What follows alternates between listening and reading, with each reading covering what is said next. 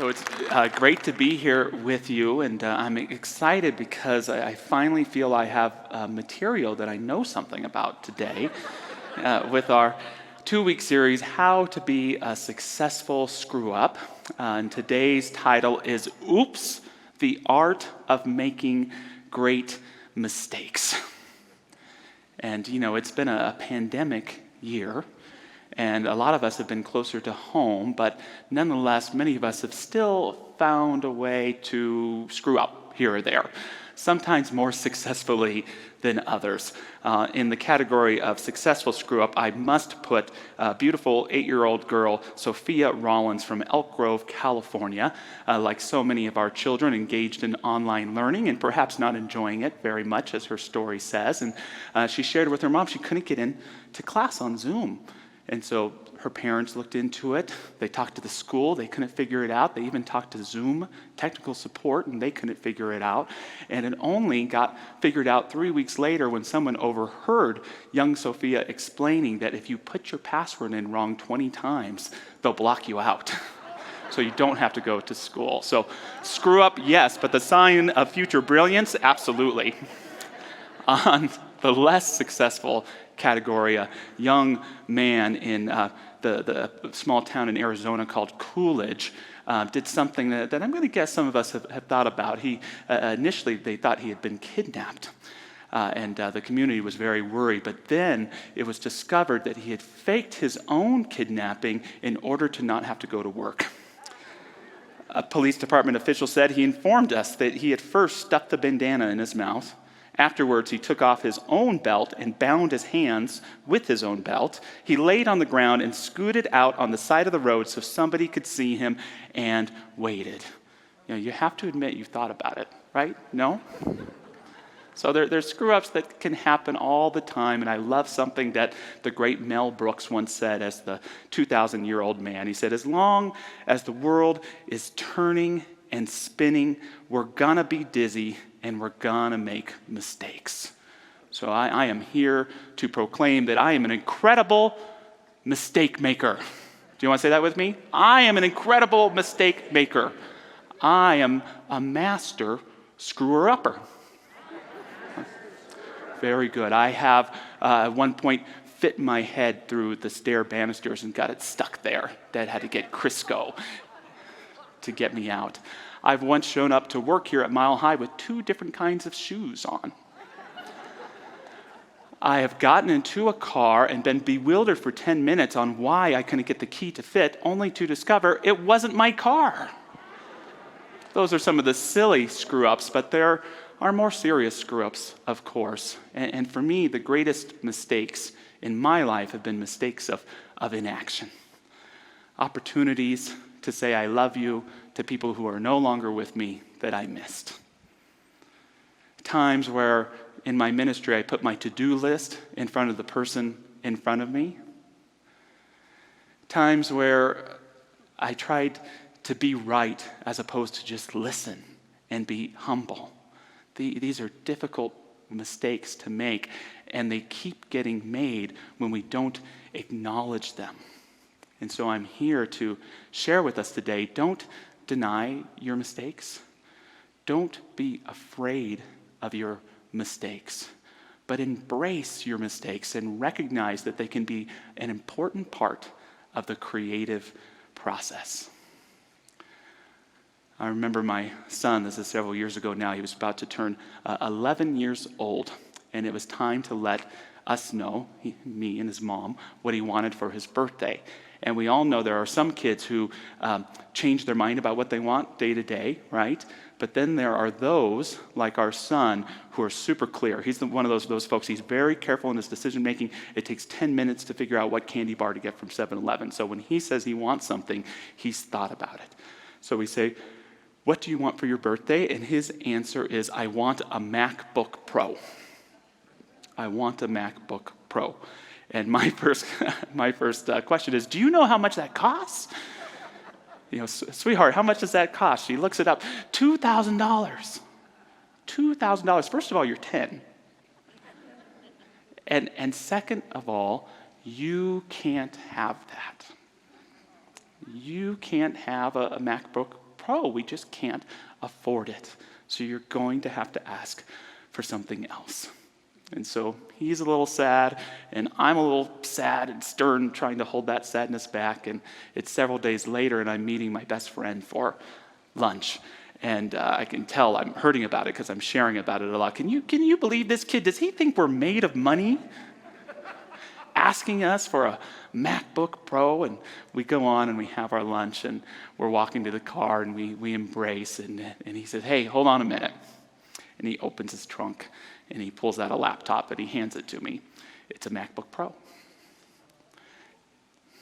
It's a used MacBook Pro, but he shares, "I just bought a new one, and I was actually wondering what to do with my used one, and I want to give it to your son and tell him to enjoy it." And I realized in that moment what a screw up I had made, what a mistake I had made. I was teaching my son that his parents are his source. I was teaching my son, Dad is your source. When the truth is that this incredible universe that we live in, when we set a clear intention, can do all sorts of things, known and unknown to us, to bring about our desires. And so in acknowledging that mistake, I was on my way to being a successful screw-up. And you can be one too. See, a mistake is different than an accident. An accident to me kind of happens on its own. A mistake takes effort. A mistake to me isn't the same as doing a wrong. I think when you're doing something wrong, it has to be intentional at some level. You know, a mistake can be something wrong, but we have that ability to make it right. And again, when we see mistakes not as our imperfections, but as vital to the creative process of living a whole life and demonstrating what we want, they become an important part of living that can free us up and also move us into being our genuine, complete selves. And so I want to share with you today 3 things to remember in order to be a successful screw-up and to make great mistakes. The first thing, when it comes to your mistakes, don't avoid them, but embrace them. Embrace your mistakes. So I got this MacBook Pro, and I'm driving to bring it home, and the mistake isn't done yet, see, because I'm questioning myself. Should I really give this to him? You know, I told him, you can't have this. If I give it to him, then I'd be lying. I'd be wrong, right? Or maybe I should play super dad and say that I got it for him myself. Maybe I should try that. See, that's the thing with our mistakes. When we don't admit them, they continue to be made. And so the successful screw-up came in sitting my son down and being honest with him. Gavin, happy birthday. Here's your MacBook Pro. And I want to tell you that I made a big mistake. I made a mistake by telling you or inferring that we were the only ones, me and your mom, that could get you this MacBook Pro. And what I failed to tell you and remind you of is what a creative being you are. That there is nothing more powerful in this life when you take the time to articulate your heart's desire and to commit to working towards it every day. And when you do, we don't always know how this thing called the universe works, but there's this creative intelligence out there, and through synchronicity and through opportunity and through willingness, and yes, through even making mistakes, it can bring us exactly what it is that we're searching for in our life. A MacBook Pro, the right partner, the right job, the right way of being. You are that powerful, young man. And that, for me, is how the screw-up became successful. Sometimes it's not until we screw up that the path forward becomes clear in our lives. Sometimes it's not until we realize that we're mistaken that the answer comes clear. It's then that our mistakes become those happy accidents that help guide us on our way.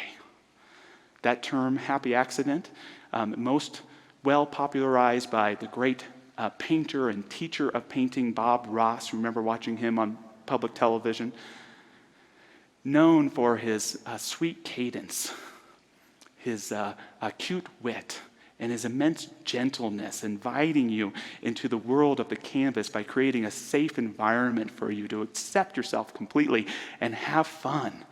Even make mistakes if you wish. Something that a lot of people don't know about Bob Ross is that before he was a painting teacher, he was a master sergeant in the Air Force for 20 years. In other words, his job was to yell at people. Make that bed.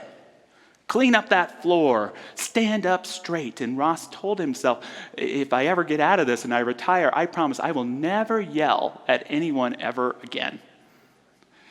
And you could see how this influenced him as he discovered painting and became this teacher of so many, not only of how to paint creatively, but how to live a creative life. And in the middle of those lessons, again, very gently, very sweetly, very safely, inviting you in, inviting you to create and explore, he'd say things like, we don't make mistakes, we just have happy accidents. Don't be afraid to go out on a limb, because that's where the fruit is. This is your world. You're the creator. Find freedom on this canvas. Believe that you can do it, because you can do it. You can do it. Doesn't that feel good? Sometime this week, I don't want to speak for you, but I'm going to bet that you're going to screw something up, that you're going to make a mistake. I've made 8 already this morning. You're going to make a mistake. And when I make a mistake, I'm going to hear it from my inner narrator. Everyone have an inner narrator, right? Someone that talks at you. Freud called it the superego. And I don't know about for you, but for me, it's often that master sergeant. You fool, what did you just do? Whole perfect and complete mess is more like it. You're embarrassing yourself. Stop it. Did anyone have that master sergeant in there somewhere and creep out from time to time? It's hard on us. So what if just this week, just replace the master sergeant with Bob Ross? What if Bob Ross was our inner narrator all through the week? Yeah, I see you just made a mistake, but what an opportunity, what a happy accident. Yes, you said the wrong thing, but what a wonderful opportunity to do the right thing right now. This is your canvas. This is your life. Screw it up beautifully. Mess it up magnificently. Embrace who you are. Love who you are. And bring all of the colors within you into this world around you, and be not afraid. 1 week. Just try it. And I'm not one to make promises from this stage, because we're religious scientists, and that means that we are supposed to take these ideas and practice them in the laboratory of life to see if they work for us. But on this one, I'm willing to promise that at the end of the week, you won't want to go back. And our lives will have a better flow and a better environment, and we can be a less of a master sergeant and more a Bob Ross for the people in our life as well. I love something our founder, Ernest Holmes, said. He said, it should be understood that we can demonstrate in spite of ourselves. Let me say that again. We can demonstrate in spite of ourselves. Phew. In spite of all weakness, in spite of all fear, in spite of all that is in us, because such is the power of truth. Not denying our mistakes, but embracing them, so that we don't have to repeat them over and over again, gives us all we need to find success in our lives. I have a great friend, Dennis Smith. I don't know how often he comes to church. That's why I'm giving him a name drop. So Dennis, I hope you finally tune in now. And he shared with me that his father, when he would go for a job interview, and someone would say, well, why should we give you this job? He would say, the reason you should give me this job is I promise you I have made more mistakes than any other applicant for this position.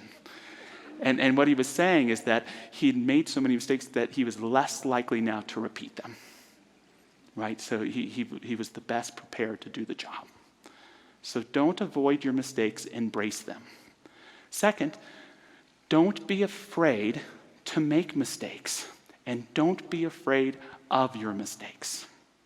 If I hadn't made so many mistakes in relationships, I wouldn't be married to the wonderful partner I have now. If I hadn't made so many mistakes in ministry, I wouldn't be standing before you today. It takes courage to admit our mistakes, and it takes courage to learn from our mistakes.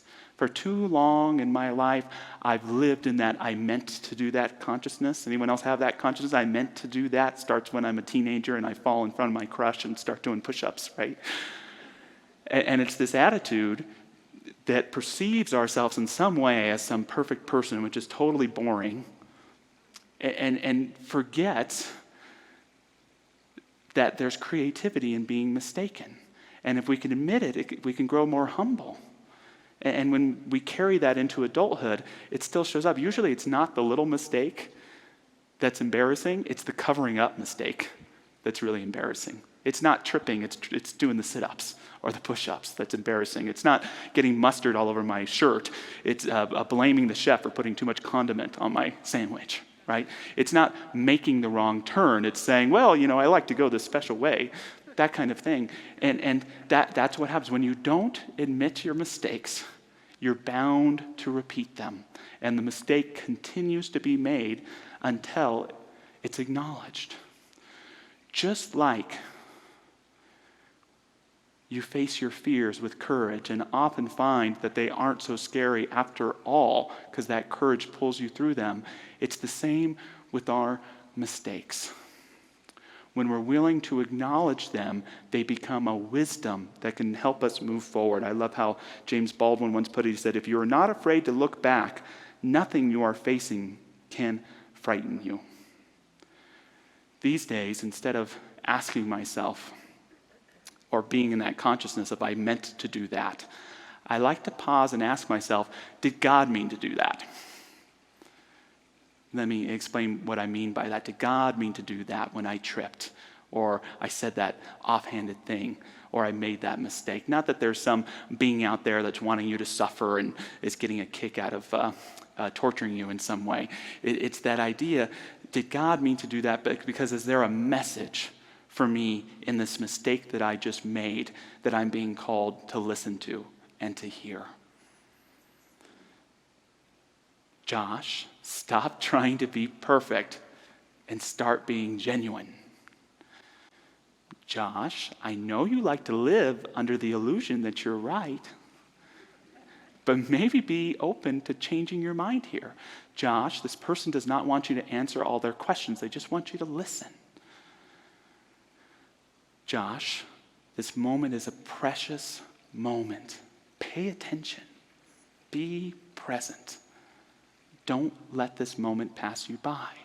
So by asking, did God mean that, either as a being or just this creative mind or collective unconscious that speaks through ourselves, to help get me back on track.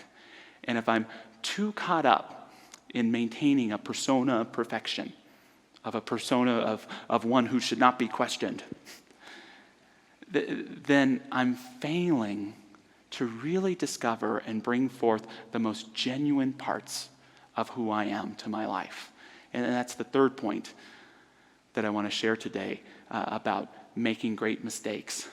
And that is, great mistakes are a vehicle to the genuine. A great mistake is a vehicle to the genuine. Sometimes I'll live a day and I'll have done everything right. It's a cookie cutter day. No damage was done. I did this correctly, talked with this person, did a good job in this meeting, did everything I was supposed to do, and yet at the end of the day I'm feeling depressed. I feel empty. Something was missing in this day. And what was it? It was me. It was my own genuineness. It was my own uniqueness, trying to maintain things in a certain way, so afraid of not screwing up or making mistakes that I missed bringing a real sense of creativity to my day and my life. See, it's that genuineness that lets us live life fully, catch our mistakes, and do genuine things in response. Burn your dinner, go out for pizza. Put your foot in your mouth, put your humility there also. Say the wrong thing, do the right thing. And see, sometimes we don't want to make mistakes because they expose us. When I make a mistake, I feel really vulnerable. I'm fragile. People are actually seeing me in this moment. And what I fail to realize at times is that vulnerability, that level of intimacy that I've been exposed in, that thing that I'm actually trying to protect and I don't want people to see, is actually my real power. Right there are actually my unique gifts, that genuineness, that if I were willing to bring them more fully into my life, by doing the best I can and being as honest as I can and admitting I'm gonna screw this up from time to time. But I pick myself back up and keep going. And the world needs your genuineness. Your life starves for your sincerity. Your authenticity is creative. I know in Science of Mind we say that intelligence is creative. Your thoughts are creative, and that's absolutely true. But intelligence goes beyond just our thinking. It involves our feelings, our visions, our dreams, our actions, and it also involves your genuineness. And for me, there is nothing that sets the creative medium into motion more than by applying your unique self in all of its beautiful perfections and all of its beautiful flaws to your life on a daily basis. It's then that the magic happens. It's then that the synchronicities come about. It's then that you meet your true friends and they meet you. It's then that you feel that sense of at-one-ment with your inner and outer life, that you can let your light shine even in the seeming broken up or fractured places. Next Sunday is a high holy day for many mile highers. Anyone want to take a shot at what it is? Someone may have guessed it, but it's Oscar Sunday, next Sunday.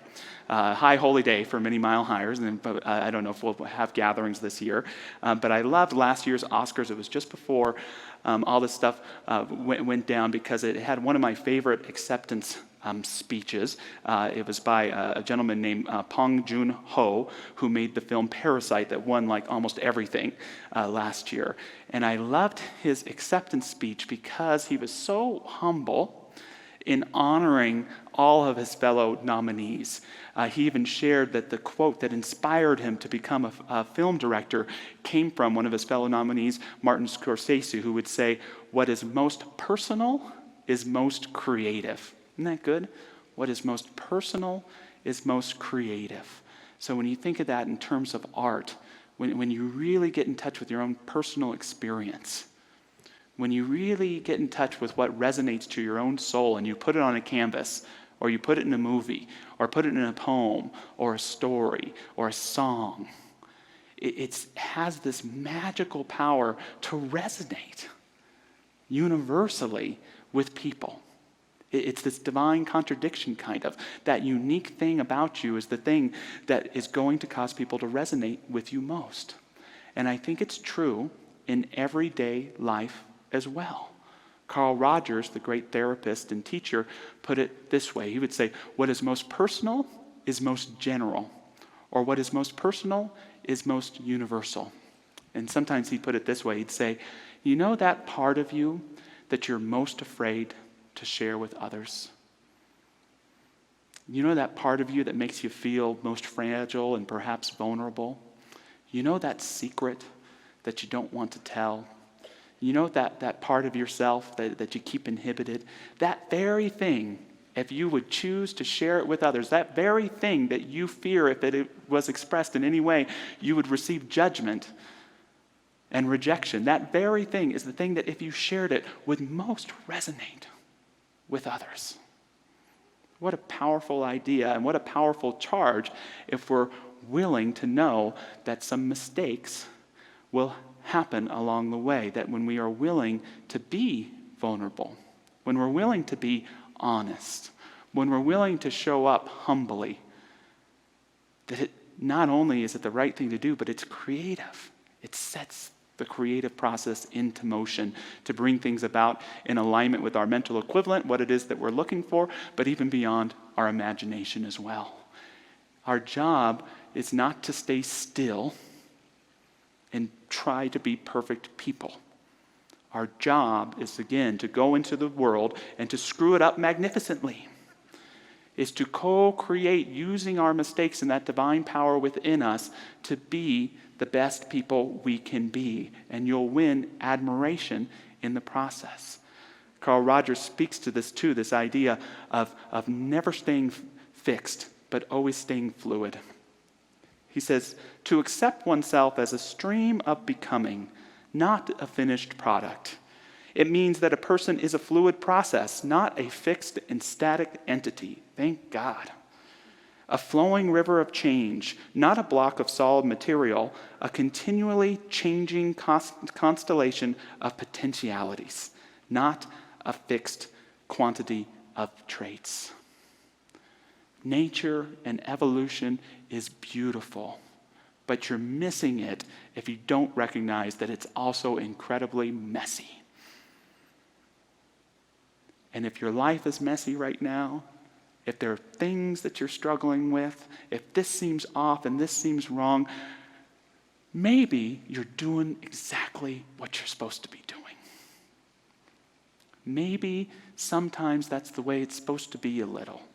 But if you can embrace those mistakes, if you don't fear your flaws, if you're willing to allow whatever is going on to be a vehicle for you to be genuine, then you can bring forth that deep power within you that is a vulnerable but strong creative power. And you can bring healing to yourself, to your relationships, and you can bring forth what you're looking for in your life more and more each day. Less and less stress, more and more self-acceptance, less judgment, more compassion, less know-it-allness, more humility, and a feeling of the flow of your own soul and your own life within you and all around you. Let's have a prayer. So just recognizing that divine magnificence, that divine which is the whole of all being and yet the sacred seed of creation within each and every one of us. A seed, the same planted in each and every one of us that grows through each of us uniquely, through our beautiful bodies, through our brilliant minds, through the genius of our hearts, and through the soul of our connections. We have been given this great gift of life, the perfect medium, even when it's messy, to bring forth the seeds of potentiality within each and every one of us. So we take a moment to recognize any weeds that need to be removing, weeds of limited thinking. We take a moment to think of loved ones who may not be quite feeling their potentiality right now and are really struggling. And we pray and know that there can be clearings of self-acceptance and love, boldness and bravery that can help bring those seeds forth. For that very thing we seek comes about when we recognize its equivalent within us and live from it unabashedly. And speaking a word for the wholeness of our community, the wholeness of each people here, may we recognize this wholeness not just in theory, but in our daily practice. I will love myself. I will love others even when it's hard. And even when the things going on in life seem unlovable, I recognize that greatness of life, that greatness of spirit that binds us all together. And I bring it forth through my choices, my actions, even through my mistakes and my screw-ups, successfully, magnificently, beautifully.